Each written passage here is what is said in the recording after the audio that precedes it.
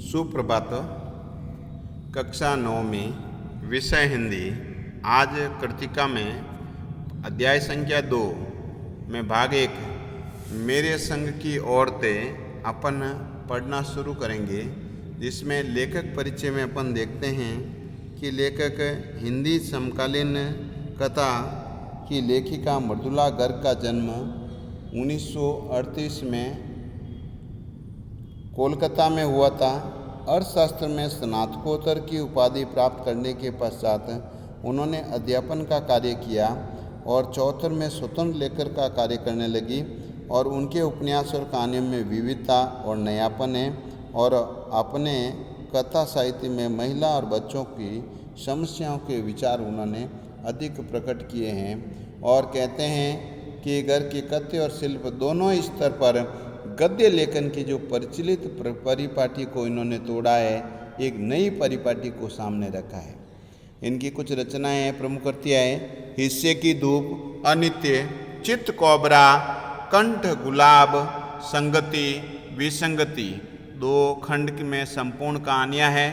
रंग ढंग, चुकते नहीं सवाल, ये निबंध संग्रह हैं और कहते हैं कि उन्हें वर्ष 2013 में मिलजुल मन उपन्यास के लिए साहित्य अकादमी पुरस्कार भी प्रदान किया गया था। मृदुला गर्ग की भाषा में तीखा व्यंग्य है। उनका जो पुरुष प्रधानता विरोधी दृष्टिकोण काफ़ी चर्चित रहा और विवादास्पद भी रहा, क्योंकि वे पुरुषों की प्रधानता को विरोधी दृष्टिकोण से उत्पन्न करती थी। कुछ शब्दार्थ दिए हैं। मर्म, गूढ़ अर्थ, पारंपरिक अर्थ रहता है इसका। पर्दानसी का मतलब पर्दा करने वाली स्त्री। बैरिस्टर यानी कानून से संबंधित पढ़ाई। आकांक्षा यानी इच्छा।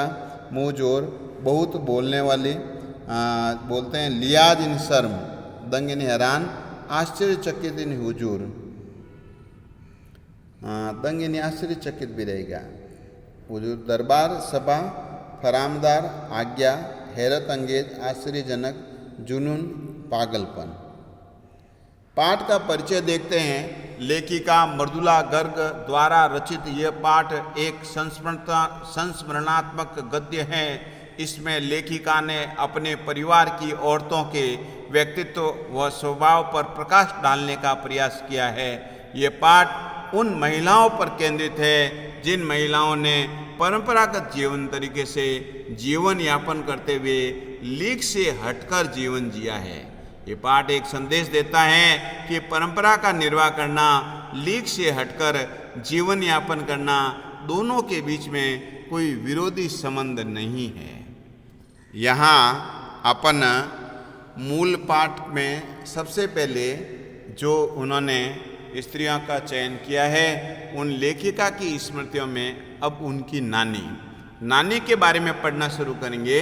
लेखिका अपने नानी के व्यक्तित्व के बारे में सुनकर बहुत कुछ जान सकी थी, लेकिन लेखिका की नानी लेखिका के जन्म से पूर्व ही इस संसार को छोड़कर जा चुकी थी। नानी की कहानियाँ लेखिका नहीं सुन सकी, परंतु लेखिका लोगों के लिए जो कहानियाँ लिखती थी, लेखिका की नानी के जीवन की कहानी भी बड़ी रहस्यमयी है। लेखिका अपनी नानी के बारे में जो समझ सकी थी वो इस प्रकार से हैं कि वो परंपरावादी, अनपढ़ और पर्दानशी यानी पर्दा करने वाली महिला थी। उन्होंने पति जीवन शैली का कभी विरोध नहीं किया था, क्योंकि पति कहते हैं विलायत में पढ़े हुए थे। वो तो वकील होने के कारण बिल्कुल ही अंग्रेजी रहन सहन तौर तरीके से रहते थे, लेकिन नानी जो हैं अपने तरीके से रहा करती थी। नानी ने मौत को करीब में पाकर अपने पति से कहकर उनके जो पति के प्रसिद्ध मित्र थे क्रांतिकारी प्यारेलाल शर्मा को बुलवा लिया। तब घर के सभी लोग आश्चर्यचकित रह गए थे। वह अपनी बेटी की शादी किसी साहबजादे से न करवा करके आज़ादी के सिपाही अर्थात स्वतंत्रता सेनानी से करवाना चाहती थी। अतः ये जिम्मा नानी ने क्रांतिकारी प्यारेलाल जी शर्मा को सौंप दिया। नानी की इच्छा से अनुमान लगाना बड़ा मुश्किल था कि वह विचारों के स्तर पर अपने पति से भिन्न और आज़ाद विचारों वाली महिला थी। उनके मन में आज़ादी के भाव कूट कूट कर भरे हुए थे। अब देखते हैं आगे, दूसरा चरण बढ़ते हैं, लेखिका की माँ। लेखिका की माँ का विवाह पढ़े लिखे होनहार युवक से हो गया, जो स्वतंत्रता के सेनानी भी थे और आज़ादी के आंदोलन में बहुत सक्रिय रह करने के कारण उन्हें आईसीएस की परीक्षा में बैठने से रोक दिया गया था। लेकिन यहाँ उनकी जो माँ बड़ी दुबली पतली नाजुक थी, उन्हें खादी की साड़ी पहननी पड़ती थी, जो उनसे बड़ा मुश्किल से संभल पाता था। लेखिका के पिता के पास कोई पुश्तैनी धन तो था नहीं, लेकिन पिता खाली हाथ थे, परंतु माँ की ईमानदारी, सुंदरता, नजाकता और शाही खानदान के होने के कारण इनके लोग उनसे प्रभावित थे। वे निष्पक्ष और गैर दुनियादारी थी, इसलिए कोई उनसे काम नहीं करवाने, सामान्य कामकाज की उम्मीद नहीं करता था, केवल सलाह ली जाती थी।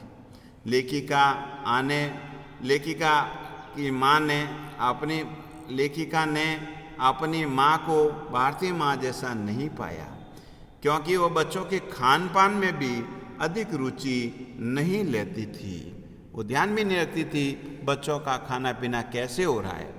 माँ को किताबें पढ़ने और संगीत सुनने का बहुत शौक था। उनके व्यक्तित्व ने दो ऐसी विशेषताएं थी जिनके कारण अन्य लोगों पर भी अत्यधिक प्रभाव था। पहला, कभी झूठ न बोलना। दूसरा, यह कि गोपनीय बात को, किसी दूसरे की बात को दूसरे के सामने प्रकट न करना। घर के काम में अरुचि। अपनी बीमारी के कारण उनका अधिकांश समय पढ़ने और संगीत सुनने में बीता था, साहित्य चर्चा में ही बीता था। शाही खानदान के होने के कारण लोगों ने उन पर बहुत श्रद्धा थी। घर में आदर सम्मान प्राप्त रहता था। वह बच्चों के साथ में दोस्तों की तरह रहा करती थी। मातृत्व की कमी पिता पूरी कर दिया करते थे। अब अपन तीसरी महिला की ओर बढ़ते हैं, लेखिका की परदादी। दादी माँ। लेखिका की परदादी को भी संसार में लीक से हटकर चलने में शौक था। उन्होंने लेखिका की माँ के लिए लड़की की मन्नत मांगी थी। एक बार कहा, भगवान चाहे कुछ भी हो जाए, मेरे को लड़की चाहिए। आपको ध्यान रहना चाहिए, लोग जो हैं लड़के की मन्नतें तो मांगते ही हैं, लेकिन उन्होंने भगवान से एक मन्नत मांगी कि साहब लड़की दो, और मैं तो पोती का मुंह देखूंगी। उनकी ऐसी सुने कि एक के बाद में एक 5 लड़कियां हुई। परदादी के विषय में ये प्रसिद्ध था कि भगवान उनकी जरूर सुनता है, और उनकी मन्नत का कारण लोगों से समझ में नहीं आया, रहस्य बनकर रह गया। ये बात लोगों को समझ में आ गई कि परदादी का जो संबंध है वो सीधा डायरेक्ट भगवान से कनेक्शन है। इधर वो भगवान से मांगती, उधर तथास्तु जैसा हो जाता। ऐसा विचार, ऐसी बात लोगों के मन में समाई हुई थी। और एक बार की घटना है कि माजी जैसा सोचती वैसा हमेशा होकर रहता था। और अभी अपन आगे एक घटना से और आगे बढ़ते हैं कि आपने पहली बात तो देख ली कि सब बहू जो है बेटा को मांगती हैं, लेकिन इन्होंने अपनी पोती से मांगती थी। लोग कहते थे माँ जी का सीधा संबंध भगवान के साथ में सीधा तार जुड़ा हुआ है। जो इधर से वो मांगती, उधर से टंग से तथास्तु बजता, और दादी की बात में सीधी बात वो तैयार हो जाती। उन्होंने कहा था कि मेरी गोद में खेलेगी तो पोती खेलेगी। माँ जी की आरजू इस कदर लंग लाई कि उसका उन्हें गुमान भी नहीं रहा, और एक के बाद में एक जो है 5 कन्याएं धरती पर भगवान ने उतार दी। अब आगे बढ़ते हैं। एक बार माजी और नामी चोर का किस्सा। होश संभालने के बाद में लेखिका कहती है, मैंने कई बार सुना था कि चोर के दीदार की खुशनसीबी भी माजी के हाथ आई।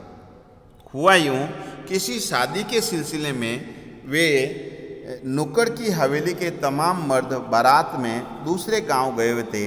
औरतें सज धज कर रत जगह मना रही थी।